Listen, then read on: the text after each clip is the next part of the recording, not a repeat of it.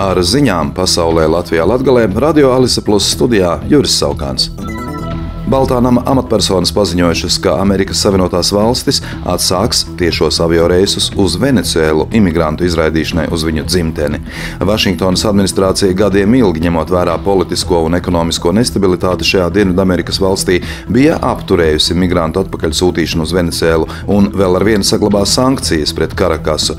Tagad šis ASV lēmums skars Venecuēlas pilsoņus, kas nelegāli ieradušies Amerikas Savienotajās valstīs kopš šā gada 31. jūlija, un pirmais lidojums notikšot jau tuvāko dienu laikā. Turcija turpina gaisa uzlidojumus kurdu kaujiniekiem Sīrijā. Aizvadītajā naktī iznīcināti vairāki mērķi. Par to šodien paziņojusi Turcijas aizsardzības ministrija. Turcija arī paziņoja, ka sadursmēs pie Turcijas armijas bāzes Sīrijas ziemeļos neutralizēti 26 kurdu kaujinieki. Pentagons vakar paziņoja, ka Amerikas Savienoto valstu iznīcinātāji notriekuši Turcijas dronu, kas tika atzīts par potenciālu draudu ASV spēkiem Sīrijā.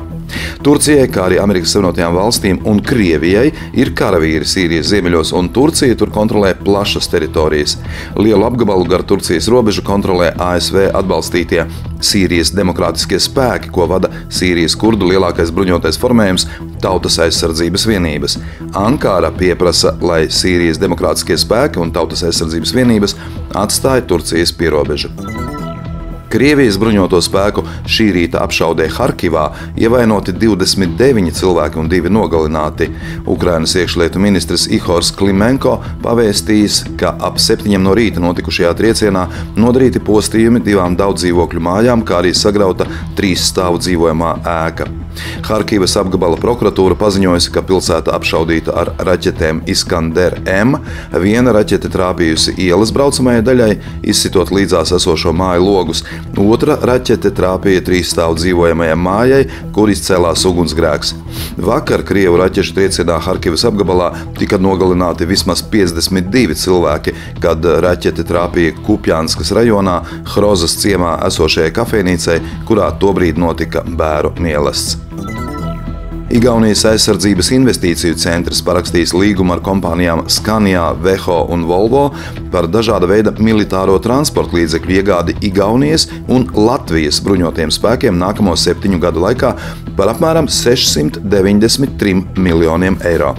Iepirkuma konkursā bija apmēram 10 pieteikumu, no kuriem izraudzīti 3. Veho piegādās transporta līdzekļus ar pilnu masu līdz 5 tonnām, Volvo Ēsti un Scania Ēsti piegādās transporta līdzekļus ar pilno masu virs 5 tonnām. Līguma periods ir 7 gadi, bet pēc nepieciešamības to var pagarināt vēl par 3. Parakstītais līgums ļauj transporta līdzekļus iegādāties ne tikai Igaunijas aizsardzības spēkiem, bet arī zemesardzes organizācijai Kaitselīt, policijas un robežsardzes departamentam, kā arī Latvijas aizsardzības ministrijas paspārnē esošajām institūcijām. Uz autoceļa A13 Krievijas robeža, Rēzekne, Daugavpils, Lietuvas robeža posmā no Kovališkiem līdz Rušeņicai naktī uz pirmdienu sāks darboties vidējā ātruma kontroles posms. Tajā iekārtas kontrolēs vidējo ātrumu, apdrošināšanu, tehnisko apskati un autoceļu lietošanas nodevas samaksu. Vidējā braukšanas ātruma kontroles sistēma šogad kopumā tiks ieviesta 16 Latvijas valsts ceļu posmos. Šodien Daugavpils teātrī notiek Ukrainas dramaturga Alekseja Kuraļeha lugas Pamiers pirmizrāde.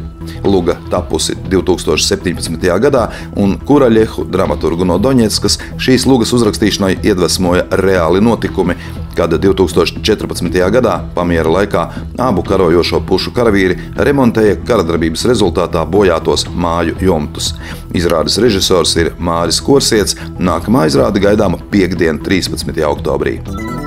Ar ziņām studijā bija Juris Saukāns. Par ziņu raidījumu Ziņas bez robežām pasaulē Latvijā Latgalē saturu atbildes Alise Plus projektu finansē Mediju atbalsta fonds no Latvijas valsts budžeta līdzekļiem.